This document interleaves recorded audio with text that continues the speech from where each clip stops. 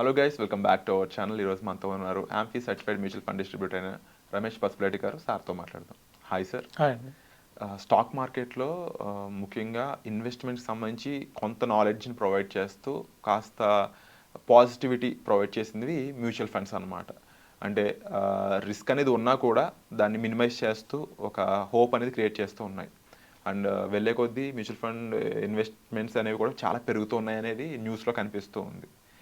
So currently 5 best performing mutual funds అంటే మీ దృష్టిలో ఏం చెప్తారు? చాలామంది బెస్ట్ పెర్ఫార్మింగ్ అనగానే మామూలు గూగుల్లో కొట్టి చూసేస్తారు. 5 ఇయర్స్ యాక్చువల్లీ 1 ఇయర్ చూస్తారు. కానీ 1 ఇయర్ చూడడం చాలా తప్పు అండి. ఎందుకంటే 1 ఇయర్లో ఏమో వీళ్ళు సెలెక్ట్ చేసిన షేర్స్ పెరగకపోవచ్చు, బెస్ట్ ఫండ్ సెలెక్ట్ చేసిన షేర్లు పెరగకపోవచ్చు, వేరే వాళ్ళు సెలెక్ట్ చేసిన షేర్స్ పెరగచ్చు. ఎందుకంటే ఒక ఫండ్ మేనేజర్ అనే అతను ఒక 5 ఇయర్స్ లేదా ఒక 3 ఇయర్స్ వ్యూలో ఒక స్టాక్ను కొంటాడు.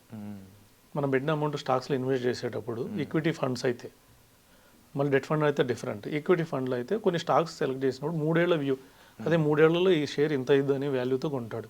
అది 3 సంవత్సరం అవ్వచ్చు. సో మనం ఫస్ట్ ఇయర్ ఒకటి తీసుకుని ఇన్వెస్ట్ చేయకూడదు.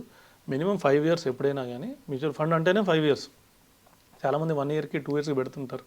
అట్లా పెట్టకూడదు. దాన్ని 5 ఇయర్స్ గోల్ ప్రకారం ఇన్వెస్ట్ చేయాలి. అందులో మనకి 5 ఇయర్స్లో బెస్ట్లో చూస్తే మనకి మల్టీ క్యాప్ ఫండ్స్ ఉన్నాయి. ఒక మంచి ఫండ్ మనకి Nippon India multi cap fund, ఇంకోటి పరాక్ ఎవర్ గ్రీన్ వాళ్ళు ఫ్లెక్సీ క్యాప్ ఫండ్ అనేది ఒకటి ఉంది. సో అట్లాగే మోతీలాల్ ఓస్వాల్ కూడా, రామ్దేవ్ అగర్వాల్ గారు చాలా నాలెడ్జ్డ్ పర్సన్. సో వాళ్ళకు కూడా ఫండ్ హౌస్ చాలా బాగుంటుంది. వాళ్ళు కూడా Motilal Oswal multi cap fund ఉంది. సో అది కూడా మంచి ఫండ్ పెర్ఫార్మెన్స్ ఉంది. అలాగే స్మాల్ క్యాప్లో చూస్తే ఎవర్ గ్రీన్ ఫండ్ మనకి Nippon India small cap fund కానివ్వండి, లేకపోతే ఇప్పుడిప్పుడే కొద్దిగా అగ్రెసివ్ ఫండ్స్ వస్తున్నాయి, వాటిని కొద్దిగా చూసి వాటిలో ఇన్వెస్ట్ చేయొచ్చు. తర్వాత మనకి కెనరా రోబేకో వాళ్ళది కూడా ఒక మంచి ఫండ్ ఉంది. అట్లాగే లార్జ్ క్యాప్లో కూడా ఎప్పటి నుంచో ఉన్న నిప్పాన్ ఇండియా గ్రోత్ ఫండ్, ఇది ఒక స్టోరీయే ఉంది. 1990లో 500 స్టార్ట్ చేసిన వాళ్ళు ఇప్పుడు దాదాపు వాళ్ళకి 1,50,00,000 దాకా అయింది. వాళ్ళ హౌస్ కూడా కొన్నారు మొన్న. 500 ఎస్ఐపి ద్వారా స్టార్ట్ చేసిన నిప్పాన్ ఇండియా గ్రోత్ ఫండ్లో. సో అది అప్పటి నుంచి కూడా ఇప్పుడు దాకా 21% రిటర్న్ ఇచ్చుకుంటూ వచ్చింది. 20 ఇయర్స్లో 21% అనేది అంత ఈజీగా అంతేగా ఈజీ కాదు. సో ఇలాగే మంచి ఫండ్స్ దానికి తగ్గ కేటగిరీ ఉన్నాయి. ఇలాగే దాని లాంగ్ టర్మ్ ఒక 5 ఇయర్స్ దాని క్యాపబిలిటీ, ఎందుకంటే కన్సిస్టెన్సీ ఇంపార్టెంట్ మ్యూచువల్ ఫండ్లో. 1 ఇయర్ ఎవరైనా పెరగచ్చు. 1 ఇయర్ పెరిగి మిగతా సంవత్సరాలు పడిపోవచ్చు. సో అందుకని చెప్పేసి ఒక లాంగ్ టర్మ్ ఫండ్లు చూసి వీటిలో ఇన్వెస్ట్ చేస్తే డెఫినెట్గా మంచి వెల్త్ క్రియేట్ చేసుకోవచ్చు. అండ్ డెఫినెట్లీ సార్, ఈ పర్ఫార్మింగ్ ఫండ్స్ అనే కాకుండా ఒక్కొక్కరికి ఒక్కొక్క సూటబిలిటీ ఉంటుంది. అండ్ మీరు చెప్పారు 20 ఇయర్స్ బ్యాక్ ఎవరైతే 500తో స్టార్ట్ చేశారో వాళ్ళు ఇప్పుడు 1 crore అచీవ్ చేయగలిగారని. అండ్ అన్ని ఫండ్స్ 21% ఇస్తాయని కూడా ఉండదు. బట్ ఎవరి విధానం తగ్గట్టు వాళ్ళు ఫండ్స్ సెలెక్ట్ చేసుకోవడంలో కానీ చాలామందికి ఏంటి అంటే కంప్లీట్ ఇన్ఫర్మేషన్ నాలెడ్జ్ ఏంటి, వాళ్ళకి కంప్లీట్ గైడెన్స్ అనేది దొరకట్లేదు ఈ టైంలో. ఆన్లైన్ న్యూస్ కానీ ఇన్స్టాగ్రామ్లో, ఈవెన్ ఇన్స్టాగ్రామ్లో కూడా కొన్ని పేజెస్ ఏవైతే ఉన్నాయో రాంగ్ డేటాని, రాంగ్ ఇన్ఫర్మేషన్ని ప్రొవైడ్ చేస్తూ ఉన్నాయి. ఈ పెన్నీ స్టాక్స్ ఇప్పుడు 10 రూపీస్ నుంచి 100 రూపీస్ అవ్వబోతున్నాయి ఫేక్ న్యూస్ కానీ. అంటే మార్కెట్లో ముఖ్యంగా రాంగ్ అండ్ ఫేక్ న్యూస్ ఎందుకు వెళ్తున్నాయంటే వాళ్ళంతా కూడా 1 day 2 day ట్రేడర్స్ లాంటి వాళ్ళు, లేకపోతే ఒక మహా అంటే 1 year అయిన వాళ్ళు. బట్ మీలాగా ఎక్స్పీరియన్స్డ్ మ్యూచువల్ ఫండ్ డిస్ట్రిబ్యూటర్స్ కానీ లేకపోతే ఇలాంటి వాళ్ళు ఫైనాన్షియల్ గైడ్స్ లేకపోవడం వల్ల చాలామందికి రాంగ్ డేటా వెళ్ళడం కారణంగా నష్టపోతున్నారు మోస్ట్ ఆఫ్ ది ఆడియన్స్ మనం చూస్తున్న వాళ్ళు. ఇలాంటి వాళ్ళ కోసం ఒక బెటర్ ఫైనాన్షియల్ నాలెడ్జ్ ప్రొవైడ్ చేస్తూ వర్క్షాప్స్ అనేవి మీరు డిజైన్ చేస్తున్నారు కదా, అవి ఎంత త్వరలో రాబోతున్నాయి ప్లాట్ఫామ్ మీదకి? చాలా త్వరలో అండి. ఎందుకంటే ఇప్పుడు ప్రజెంట్ ఎక్కువ అదే జరుగుతుంది. మార్కెట్ బాగా బుల్ మార్కెట్లో ఉన్నాం కాబట్టి రోజుకు ఒక స్టాక్ పుట్టుకొస్తుంది.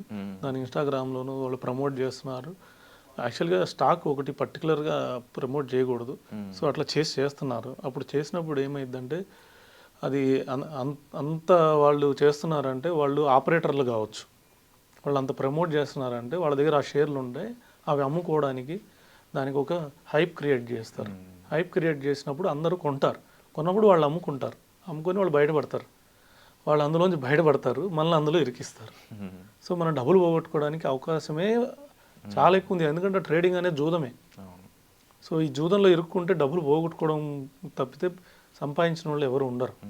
సో అందుకని చెప్పేసి దీనికి కొద్దిగా ఎడ్యుకేట్ చేయాలి, అవేర్నెస్ క్రియేట్ చేయాలి. ఒక ఫండమెంటలీ స్ట్రాంగ్ ఒక కంపెనీ షేర్ కొనేటప్పుడు దానికి ఉన్న ప్రైస్ ఎర్నింగ్ రేషియో అంటారు, పిఈ రేషియో ఎంత ఉంది, తర్వాత బుక్ వాల్యూ, ఇవాళ కంపెనీ తీసేసినా కూడా షేర్ హోల్డర్కి ఎంత వస్తుంది. ఓకే. ఒక్కొక్క షేర్కి ఎంత వస్తుంది. ఒక్కో దానికి బుక్ వాల్యూలు చూస్తే 10 రూపాయలు, 6 రూపాయలు, 5 రూపాయలు కూడా లేవు. షేర్ ఏమో 200, 300 ట్రేడ్ అవుతుంది. అంటే ఇవాళ కంపెనీ తీసేస్తే 6 రూపాయలు వస్తుంది షేర్కి, 300 రూపాయల కంపెనీ. సో ఇది కనీసం ఒక 200, 300 షేర్ ఉంటే కనీసం 100 రూపాయలు, 50 రూపాయలన్నా ఉండాలి బుక్ వాల్యూ, వీళ్ళకి లాస్ కాకుండా. అలాగే పీబీ రేషియో అంటారు, price to book value ratio ఉంది. అలాగే దాంట్లో ఫ్యూచర్ బ్యాలెన్స్ షీట్ చూసుకొని ఈ విధంగా కొద్దిగా రీసెర్చ్ చేసి ఇన్వెస్ట్ హిస్టారికల్ డేటా అవన్నీ కూడా హిస్టారికల్ డేటా తీసుకొని మీ దగ్గర డేటా లేకపోతే ఫైనాన్షియల్ అనలిస్ట్ దగ్గరికి వెళ్తే అతను మొత్తం దాని గురించి ఫండమెంటల్గా స్ట్రాంగ్ ఉందని చెప్తేనే అప్పుడే ఇన్వెస్ట్ చేయాలి. Okay, wonderful sir, and thank you so much sir. క్లుప్తంగా మాకు దీనికి సంబంధించిన ఇన్ఫర్మేషన్ ఇచ్చినందుకు థ్యాంక్ యూ సో మచ్ అండి.